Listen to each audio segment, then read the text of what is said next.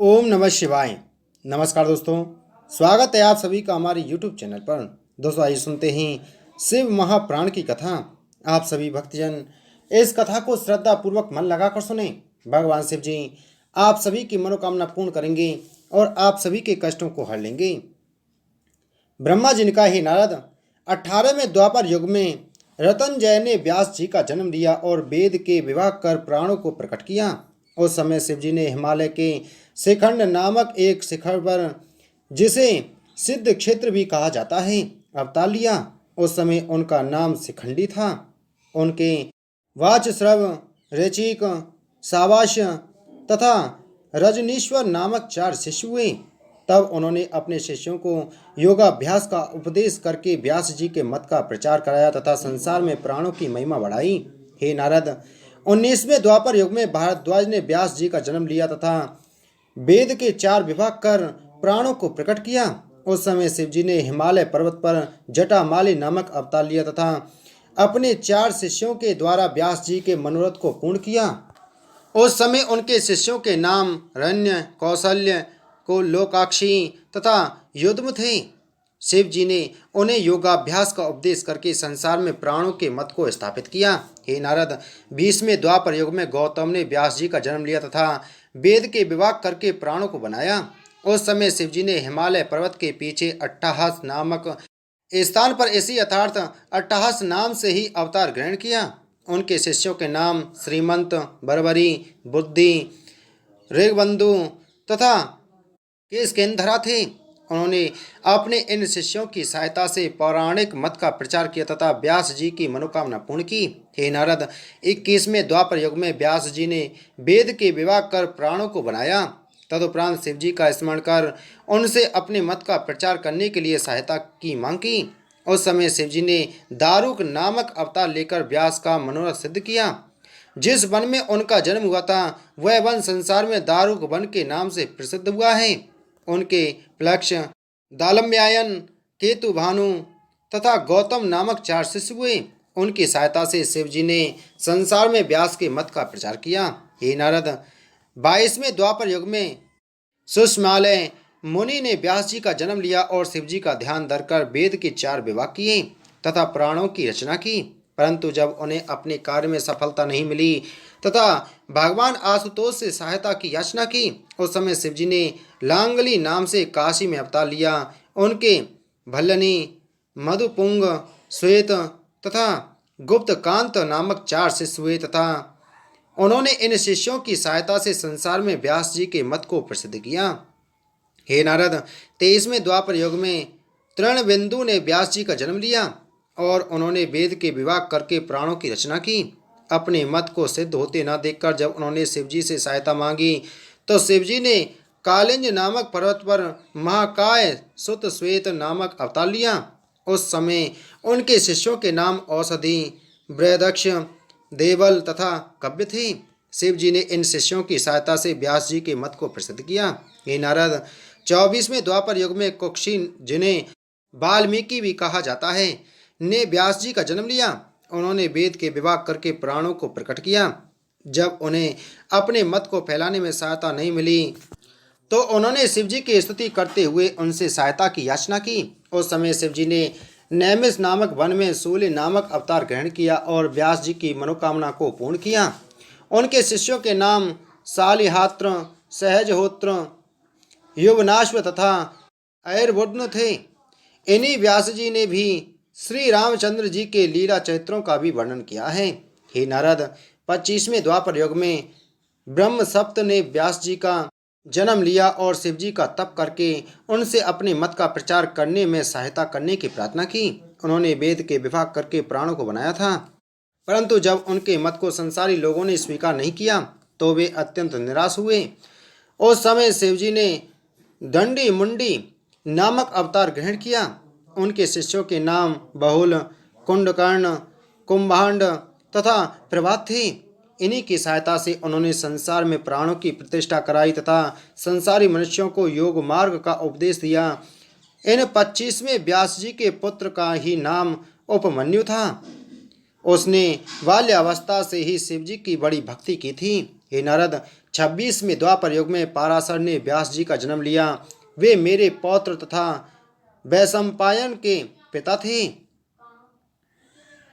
उनके समान शिव जी का परम भक्त अन्य कोई नहीं हुआ। उन्होंने वेद के 4 विभाग करके 18 पुराणों का निर्माण किया। जब उनके मत का प्रचार संसार में नहीं हुआ, तब उन्होंने भगवान सदाशिव से सहायता की याचना की। उस समय शिव जी ने दयालु होकर उनकी मनोकामना पूर्ण करने हेतु सहिष्णु नाम से अवतार लिया और भद्रनाथ नामक नगर में प्रतिष्ठित हुए। उनके शिष्यों के नाम उलूक, विद्युत, संबल तथा अश्वलायन थे। इन सब शिष्यों ने शिव जी की आज्ञा से व्यास जी की सहायता की और उनके मत को संसार में प्रचलित किया। हे नारद, 27वें द्वापर युग में ज्ञान कर्ण ने व्यास जी का जन्म लिया तथा वेद के विभाग करके प्राणों की रचना की। फिर अपने मत को प्रचलित होते न देखकर उन्होंने शिव जी की स्तुति की।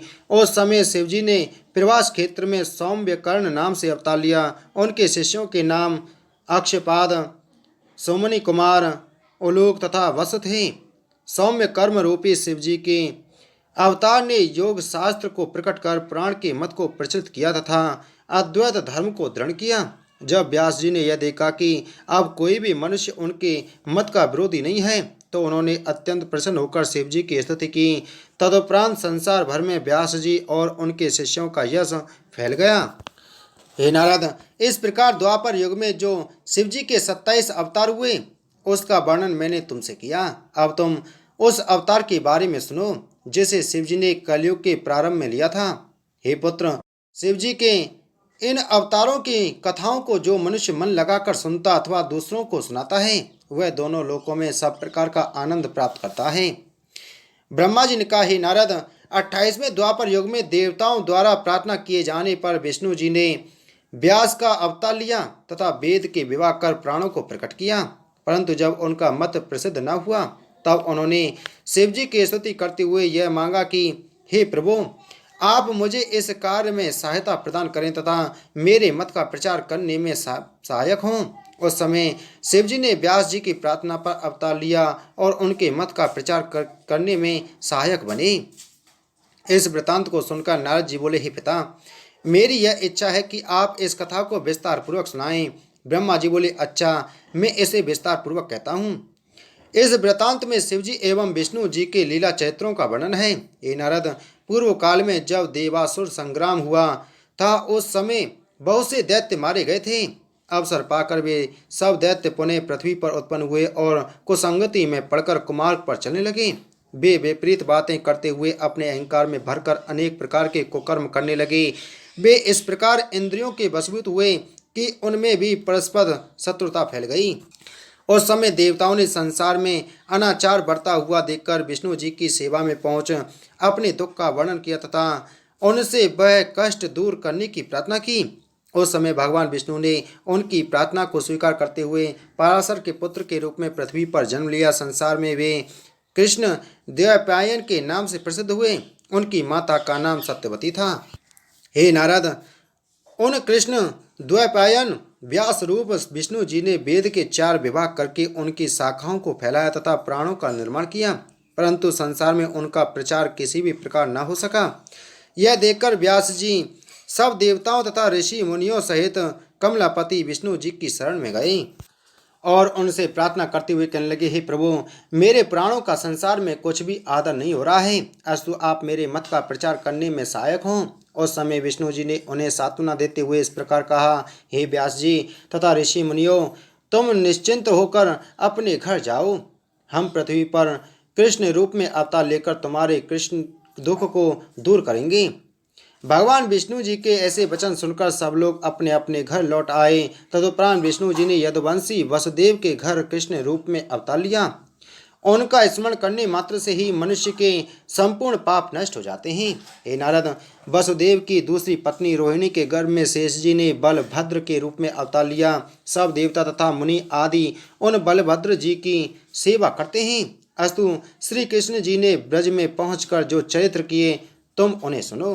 उन्होंने यशोदा तथा नंद को अपनी बाल लीलाओं द्वारा अत्यंत प्रसन्नता प्रदान की तथा गोपियों को भी बहुत मोहित किया। पूतना आदि को जिन्हें कंस ने भेजा था श्री कृष्ण जी ने मार डाला। बड़े बड़े योगियों को अपनी तपस्या द्वारा जो फल प्राप्त नहीं होता उसे ब्रजवासियों ने सहज ही पा लिया। हे नारद, जब श्री कृष्ण जी 12 वर्ष के हुए तब वे बलभद्र जी के साथ मथुरा चले आए। वहां उन्होंने कंस को उसके सभी साथियों सहित मारकर नष्ट कर दिया तथा यदुवंशियों को बहुत सुख पहुंचाया। उन्होंने अनेक दैत्यों तथा शत्रुओं को मारकर अपने भक्तों की प्राण रक्षा की तथा जरासंध के बल एवं अहंकार का नाश किया। श्री कृष्ण जी के वंश की संख्या का वर्णन नहीं किया जा सकता। उनकी 16 सहस्त्र 108 रानियां थीं। उनसे 10-10 पुत्र उत्पन्न हुए थे। इस प्रकार श्री कृष्ण जी ने गृहस्थाश्रम के महत्व का प्रतिपादन किया था। जब वे छोटे थे तब उन्होंने अपनी कनिष्ठ का उंगली पर गोवर्धन पर्वत को उठा लिया था।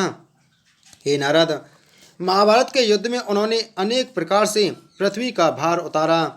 जब उन्होंने यदुवंशियों में अभिमान बढ़ता हुआ देखा तब ब्राह्मण से शाप दिलवाकर उन्हें भी नष्ट करा दिया। इस प्रकार अपने लोक में जाने से पूर्व वे अपने कुल का नाश करा गए। उन्होंने अपने मित्र उद्धव को अद्वैत ज्ञान का उपदेश किया तथा उन्हें बद्री वन में भेजकर मुक्त कर दिया। जिस व्याध ने उनके पांव में बाण मारा था उसको निर्वाण पद दिया तथा अपने सारथी दारुक को मुक्ति देकर वे अपने लोक को चले गए। हे नारद, श्री कृष्ण जी का चरित्र हमने तुम्हें संक्षेप में सुनाया है। इसके सुनने तथा सुनाने से मुक्ति प्राप्त होती है।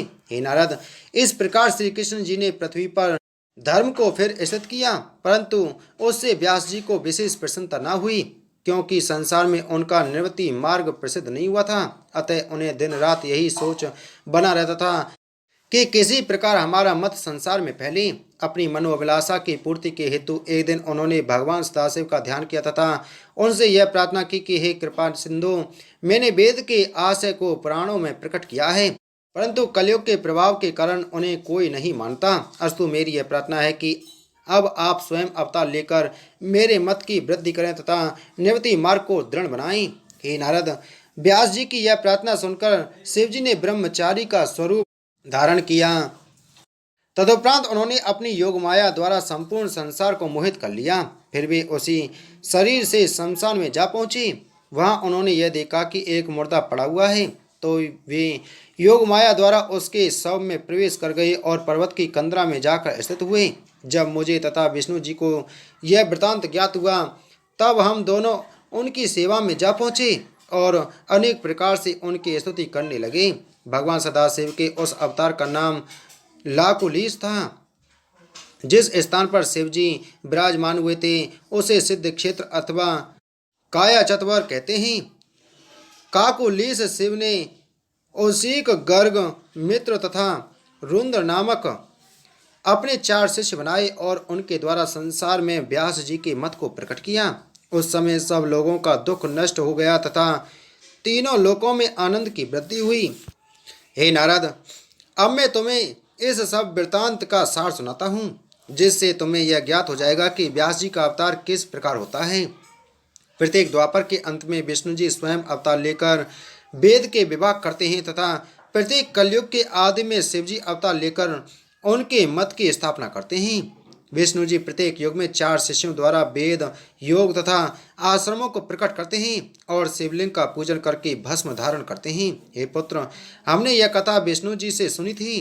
दधिवाहन अवतार से लेकर लाकुलिस अवतार तक शिवजी के 28 अवतार हैं तथा उनके कुल अवतारों की संख्या 42 है। जो प्राणी इस कथा को सुनता अथवा पढ़ता है वह भी मुक्ति को प्राप्त हो जाता है।